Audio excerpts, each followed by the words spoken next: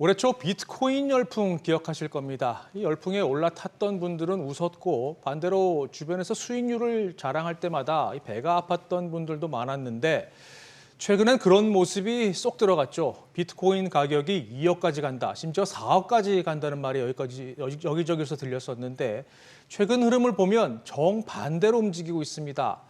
이 과거처럼 기술주와 연동해서 방향을 잡았다면 많이 올랐어야 하는데 왜 떨어지고 있는 걸까요? 가상자산 시장에선 잔인한 7월이라는 말까지 나옵니다. 자, 현재 비트코인 흐름과 전망 이한나 기자와 함께 자세히 짚어보겠습니다. 이 기자, 최근 비트코인 가격 얼마나 떨어졌나요? 네, 지난 한 달간의 그래프만 봐도 계속해서 하락 곡선을 그려온 걸 알 수 있는데요. 이 지난 8일 상황을 보면요. 미국 가상자산 거래소 코인마켓캡에서 현지 시간 오후 2시 32분 비트코인 가격은 55,300달러에 거래됐습니다. 정확히 한 달 전인 6월 8일에 69,000달러를 웃돌았으니까 불과 한 달 만에 20%가량 급락한 겁니다.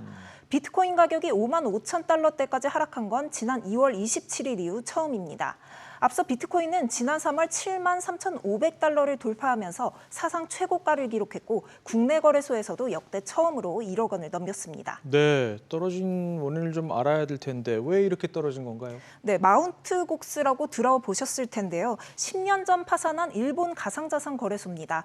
2014년에 최대 95만 개의 비트코인을 해킹당한 마운트 곡스는 결국 파산 보호 신청을 했는데요. 파산 선고 후 마운트 곡스는 그동안 해킹당한 비트코인 중 약 14만 개를 복원하는 데 성공했는데 이는 현재 가격으로 약 90억 달러, 우리 돈 12조 원이 넘습니다.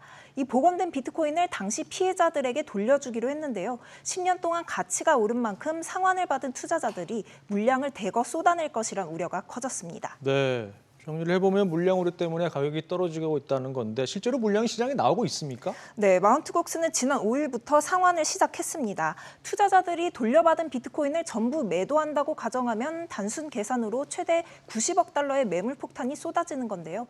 이런 우려로 최근 비트코인이 급락세를 면치 못하고 있는 겁니다.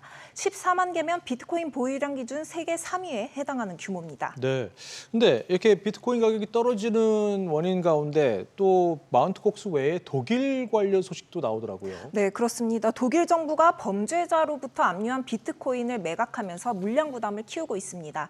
정확히는 독일 연방 형사경찰청 BAK가 매각하고 있는데요. 이 BAK는 지난 1월 불법 다운로드 사이트 운영자들을 체포하는 과정에서 5만 개에 이르는 비트코인을 압수했습니다. 당시 시가로는 22억 달러, 3조 원이 넘는 막대한 물량이었는데요. 독일 정부는 이렇게 확보한 비트코인을 지난달부터 현금화시키기 위해 여러 개의 코인 거래소들로 이동시키고 있습니다. 코인 거래소로 이동만 시키는데 이게 가격에 영향이 있습니까? 네, 통상 가상자산을 이렇게 거래소로 옮기는 건 잠재적 매도 신호로 간주되기 때문입니다. 네. 재정난이 심해진 독일 정부는 당분간 매도세를 이어갈 것으로 보여 비트코인 가격의 추가 하락 가능성이 커진 상황인데요.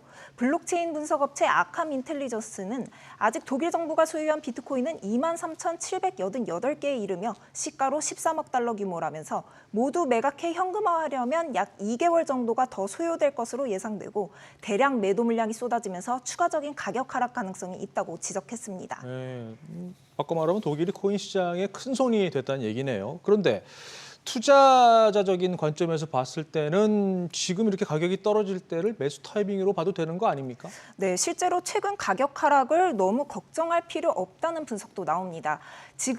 지금을 바닥으로 보고 저가 매수에 나서야 한다는 건데요. 블록스트림은 이전 강세장에서도 30%에 달하는 하락이 6차례 있었고 현재 하락폭은 26% 정도라며 사람들은 일반적인 강세장 패턴을 망각하고 있다. 당황하지 말고 바닥에서 매수하면 된다고 주장했습니다.